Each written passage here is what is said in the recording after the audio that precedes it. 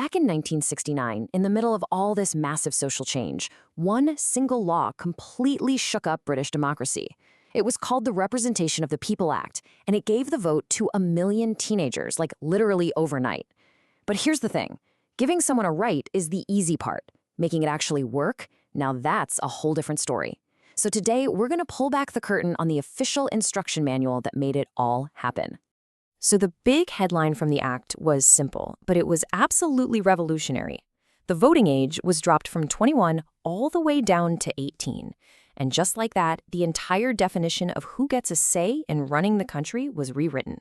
You know, for the very first time, over 1 million young people were handed a real voice in our democracy. It was a huge, generation-defining moment. But that brings up the real question, right?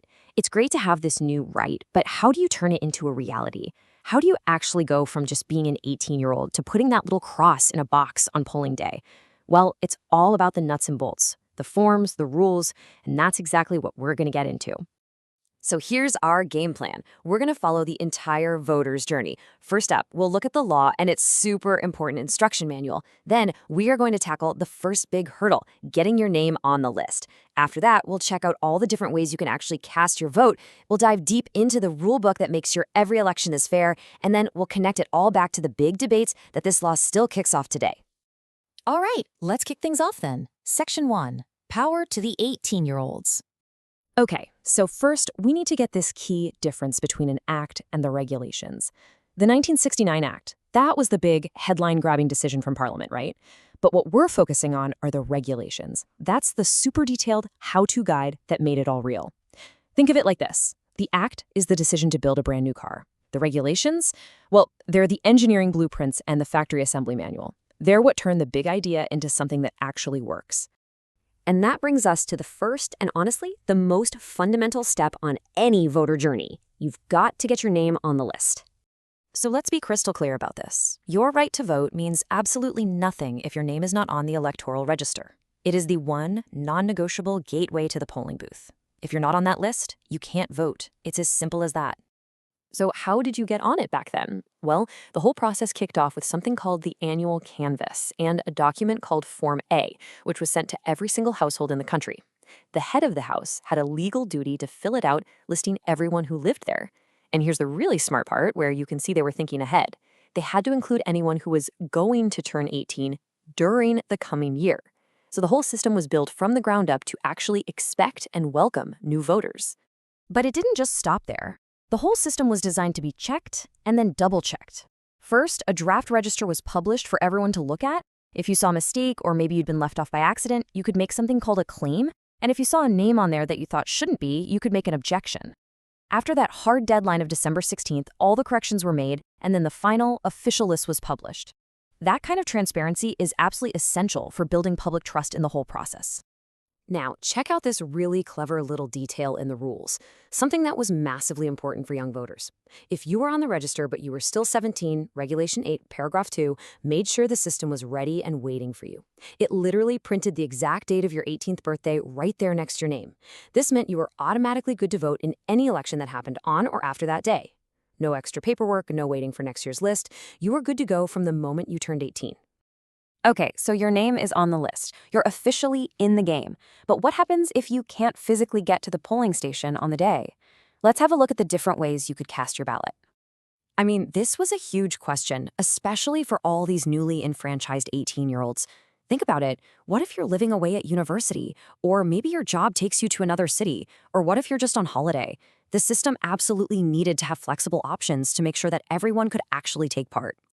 And the regulations came up with two really powerful solutions. The first was to become an absent voter, which is basically what we call a postal vote today.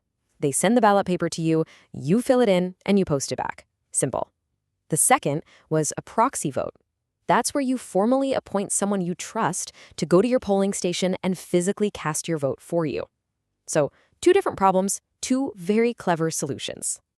And check this out. Regulation 29 was incredibly thorough about who could apply. It covered things like your job, moving house, a physical incapacity, and really crucially for young people, it specifically mentioned being a student living away from home. This wasn't some afterthought. The system was explicitly designed with the real lives of its new younger voters in mind. building in the flexibility they were definitely going to need. Right, now for the real mechanics. Let's get into the nitty-gritty of the official election rulebook. You know that bit of cod that comes through the letterbox before an election? Well, that's the official poll card. It might seem like just a simple bit of paper, but it is a vital piece of the democratic machine, and it's all specified as Form E in the regulations. It is your official invitation. It tells you exactly when to vote and where to vote, the address of your polling station. It's basically the math that connects you, the voter, to the specific ballot box where your voice gets heard. You know, the entire integrity of an election rests on one thing: secrecy. And the regulations protect this with what is almost a sacred oath. Every single person who is officially involved in running the election, from the person counting the votes to the staff at the polling station, has to make this declaration from Regulation 43. They are making a solemn, legally binding promise not to reveal how anyone has voted. This is the absolute legal bedrock of the secret ballot. Now, the postal vote system might look pretty simple, but it is actually an ingenious little masterclass in security. Here's how it works. You get a pack with your ballot paper and a completely separate sheet called a declaration of identity. You have to sign this declaration in front of a witness. That part is key. Then, your ballot paper goes into a small, plain envelope. And finally, that sealed envelope, along with your signed declaration, goes into the bigger envelope to be posted back. This two-envelope system is brilliant because it separates your identity from your vote, which guarantees both security and secrecy. And what's fantastic is that the system even has a built-in undo button. Just imagine you're filling out your postal vote and your pen slips, or you just have a last-minute change of heart. Have you lost your vote? No way! Regulation 51 covers what's called a spoiled postal ballot paper.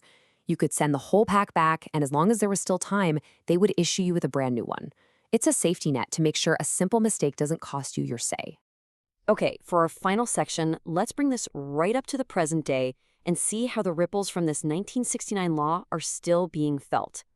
That 1969 Act, it was a pivotal moment. It was the last major reduction in the UK voting age.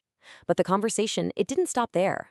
Today, the Votes at 16 campaign is a huge political debate. And what's fascinating is that the arguments you hear now, about maturity, responsibility, and having a stake in society, they're the exact same arguments that were being debated so passionately back in the 1960s. The question of when a citizen is truly ready to vote is still a very live one. So I'll leave you with this thought. Should the voting age be 16? It's a massive question.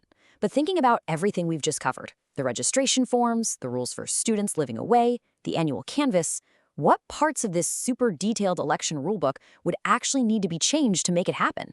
See, it's never just about passing a law. It's about rewriting that entire instruction manual. What do you think the biggest challenge would be?